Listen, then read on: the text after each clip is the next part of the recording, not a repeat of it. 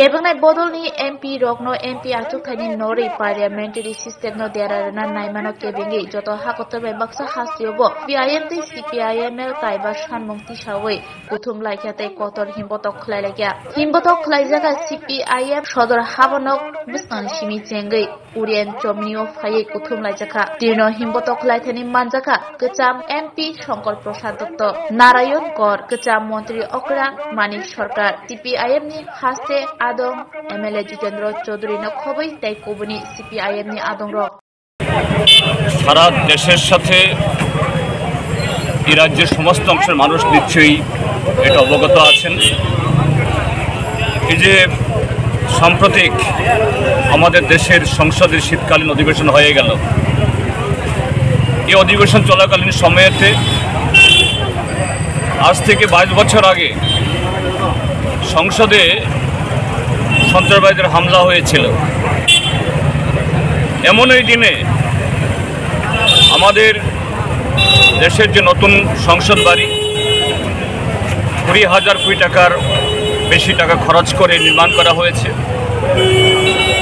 যেটা সম্পর্কে আমাদের দেশের প্রধানমন্ত্রী, স্বরাষ্ট্রমন্ত্রী এবং শাসক দল গর্ব করে বলছেন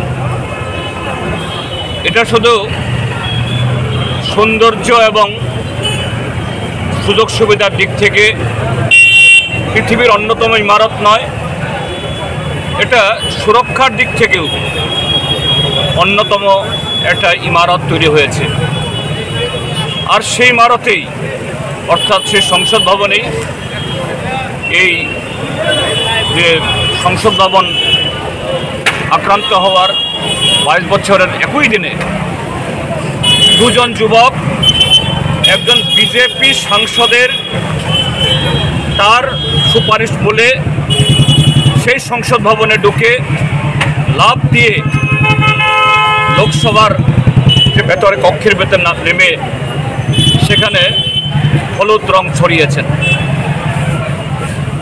এই যে ঘটনা, এটা আগামী দিন যে ভারতীয় সংসদের বা সাংসদদের প্রধানমন্ত্রী থেকে শুরু করে সকল অংশে নিরাপত্তার জন্য যে একটা বিরাট ত্রুটি এটা প্রমাণ করল। এটা নিয়ে যাতে প্রধানমন্ত্রী এবং স্বরাষ্ট্রমন্ত্রী বা যে কেউ তারা সংসদের উভয় কক্ষে বিবৃতি দেন, এটা নিয়ে বিরোধীরা দাবি উত্থাপন করছিলেন। আর সেই ঠুনকো অপরাধে এই দাবি উঠানোর অপরাধে অজুহাতে 146 জন সাংসদকে সেখানে গোটা অধিবেশনের জন্য বহিষ্কার করে দেওয়া হয়েছে। এই ঘটনা নজিরবিহীন, ভারতীয় সংসদের জন্য, ভারতীয় গণতন্ত্রের জন্য একটা কলঙ্কজনক অধ্যায়। কিন্তু কেন শাসক দল এটা করল? এটা করেছে কারণেই এই সরকারের মেয়াদ শেষ হচ্ছে। ভারতীয় জনতা পার্টি বিভিন্ন কায়দা কৌশল, কালো টাকা ইত্যাদি ব্যবহার করে কিছু কিছু রাজ্যে নির্বাচনে দিচ্ছেন, কিন্তু জনমনের যে মূল প্রশ্ন বেকারি, দ্রব্যমূল্য বৃদ্ধি, কৃষকদের আত্মহত্যা, ধনী গরিবের মধ্যে বৈষম্য, এটা গত 10 বছরে আরও বেশি চওড়া হয়েছে।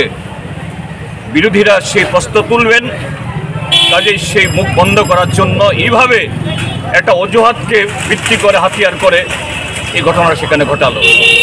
তার বিরুদ্ধে 28টি রাজনৈতিক দলের যে একটা ব্লক তৈরি হয়েছে, তারা আজকে সারা দেশে প্রতিবাদ আন্দোলন সংগঠিত করছেন। আমরা বামফ্রন্টের 4টি দল এবং CPIML 5টি রাজনৈতিক এই বামপন্থী দল আজকে এটা সংগঠিত করেছি। আমরা আহ্বান জানিয়েছিলাম এবং এই অন্য দলের তরফ থেকে আমাদের সাথে যোগাযোগ করা হয়েছিল, বিশেষ করে জাতীয় কংগ্রেস। তারা অনুরোধ করেছিলেন যে বিকালবেলা আজকে একসাথে এই কর্মসূচি করার জন্য, কিন্তু বিকালবেলা আমাদের পার্টি রাজ্য কমিটির সভা আরও 2 সপ্তাহ আগে থেকে ডাকা আছে। এই কারণে আমরা আমাদের এই প্রোগ্রামটা আমরা পিছুতে পারিনি।